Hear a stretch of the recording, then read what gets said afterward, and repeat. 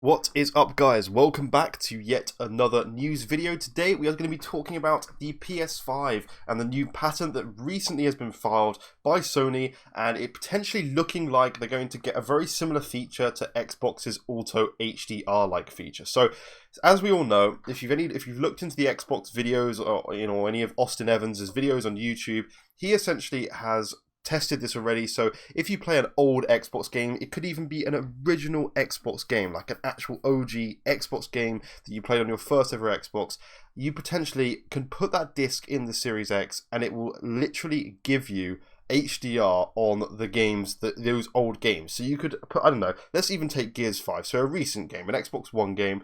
If you put that disc, actually that's a terrible example because that already has HDR.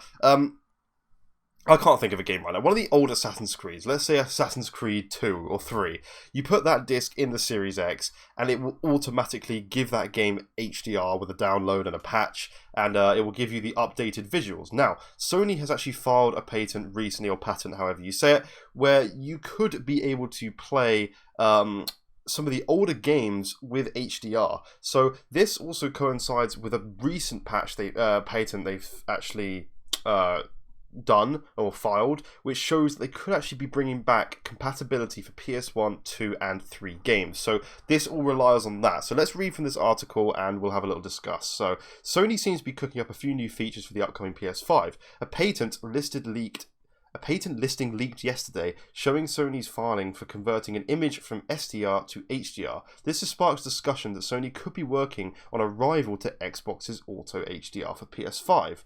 The WIPO patent listing appeared a few hours ago, sending fans into speculation over what the technology could be for, especially with regards to the PS5. The patent details a display, controller, and an image display method. It also has mentions of brightness, consistency, and gamma values. The tech aims to convert images into a color space having a characteristic suitable for a display. So that's how it seems to be working. Of course, the patent by itself does not suggest that Sony is developing a direct rival to Xbox's Auto HDR for PS5. Xbox's tech works by using a machine learning algorithm to add HDR to older games. The patent could establish the foundation for a full-fledged Auto HDR competitor for the PS5. So this is something that is just absolutely great for all gamers, whether you're a console gamer, a PC gamer, an Xbox or PS5 or a Switch gamer, it doesn't matter. This is good news for everyone because it's more competition. There's so much, especially this generation, even more so than last generation, battling between PlayStation and Xbox. In the end of the day, guys, we are all gamers. We all appreciate and enjoy playing games. We should all be one big family here. The more things Sony does well, or the more things Microsoft does well, only drives the competition forwards. So it doesn't matter whether you're a Sony fanboy, you should still appreciate Microsoft doing things like buying Bethesda and pushing the competition forwards. That's only going to drive Sony to make even better first-party games. Now Microsoft has that, or look at it vice versa. Sony, doing things with liquid cooling, for example, or liquid metal cooling in their system. That's going to drive Xbox next generation, potentially increase or make features like that. That was a bad example, but you know what I'm saying. There's very similar features. So whatever one does well at, the other one will have to push to compete with. There's a beeping in the background, and guys, I do apologize. Someone's alarm is going off. But also, I want to talk about second for example, the RTX 3090 card, right? They have no competition.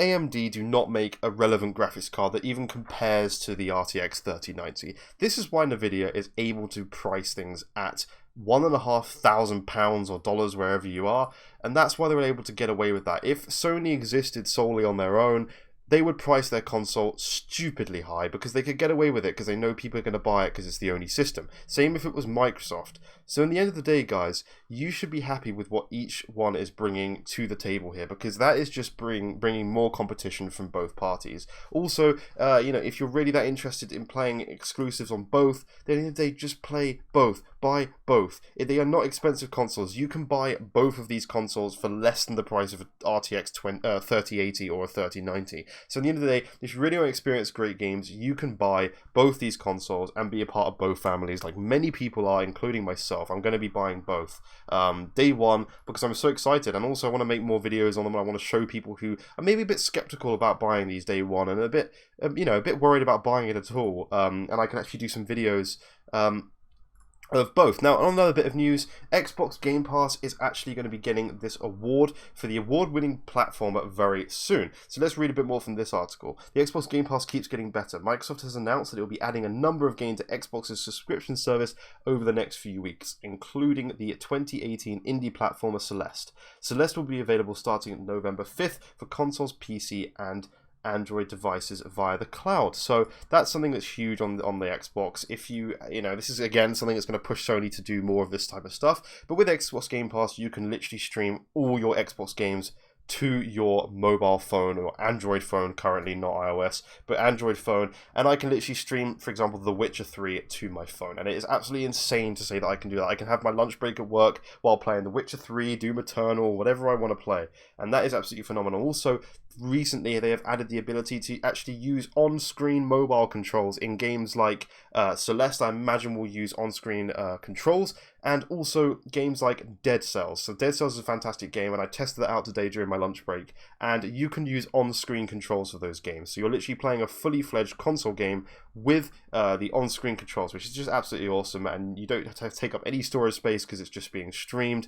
And it's just fantastic. Anyway, Celeste isn't the only game coming to Xbox Game Pass, and there are plenty of other interesting titles that will be available soon. These include Kato, a brand new puzzle adventure game from Sunhead Games, out on October 27. 3 remastered LucasArts classics from the Double Fine series. So that's Day of the Tentacle remastered, Full Throttle remastered, and Grim Fandango remastered. All are available on October 29th.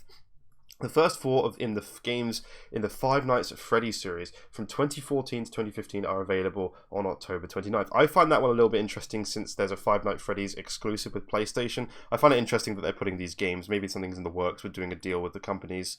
I don't know. Anyway, PlayerUnknown's Battlegrounds, new season begins on 29th of October. It has been available through Xbox Game Pass, but it's coming to Android devices via the cloud on October 29th. That is awesome. Roguelike platformer Scorebringer has been available on Xbox Game Pass, but is coming to Android devices via the cloud on October 29th. Unruly Heroes, I'm not going to read all the dates.